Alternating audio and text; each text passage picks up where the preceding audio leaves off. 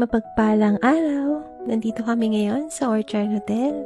Dinala kami dito ni Christian kasi nag-crave kami ng puto bongbong and bibingka. Last year, naghahanap si Christian ng masarap na mabibilhan ng puto bongbong at bibingka. Buti na lang, napadaan siya dito at nakita niya na nag-open ang Orchard Hotel na ganito dito sa labas, para makita ng mga dumadaan. Tapat ng Orchard Hotel ang Ion Hotel at tabi din nila ang 456 Hotel.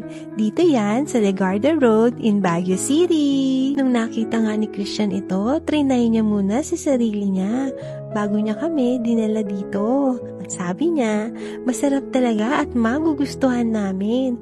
Matagal na kasi kami naghahanap ng masarap na bibingka at puto bongbong.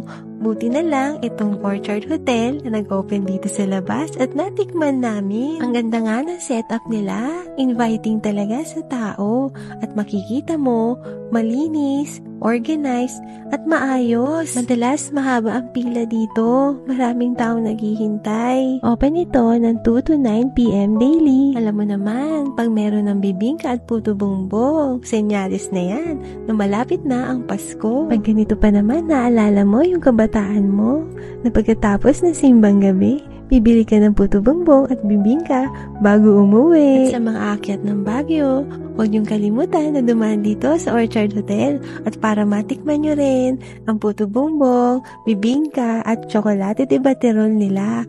Tiyak na magugustuhan niyo. Masarap! Masarap kumain dito sa labas. Alfresco dining, open air, habang malakas ang simoy ng hangin, maginaw, habang kumakain ka ng puto bongbong at bibingka. Enjoy na enjoy ang iyong meal. Pag natikman mo ito, tiyak, babalik-balikan mo. Kailangan punasan ni Christian ang table at saka chair kasi basa na ito ng hamog. Maganda ka na ng jacket mo kasi sobrang lamig. Sarap tumambay dito sa labas habang kumakain. Nakailang balik na nga kami dito para kumain yan. Kasi habang ganito ang panahon, makakakain tayo ng puto bongbong at bibingka.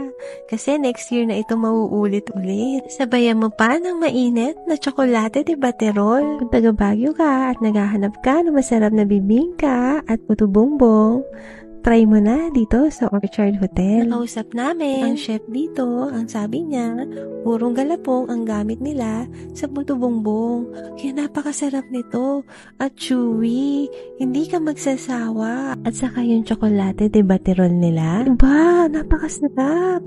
Ibang klase. Hindi ko ma-explain pero ang sarap talaga. Ang bibingka nila napakalambot, malinamnam at masarap talaga. Alam mong hindi tinipid ang ingredients. Mapaparami talaga ang kain mo. Kaya kami napapadalas ang pagbalik-balik dito. Si Carl, si Christian, tsaka si Mama, nag-enjoy din sa bibingka, puto bongbong at tsokolate de baterol. At kahit tayo ay nag-enjoy araw-araw sa mga kinakain natin, palagi nating tatandaan ang sabi ni Lord, man does not live by bread alone, but on every word that comes from the mouth of God.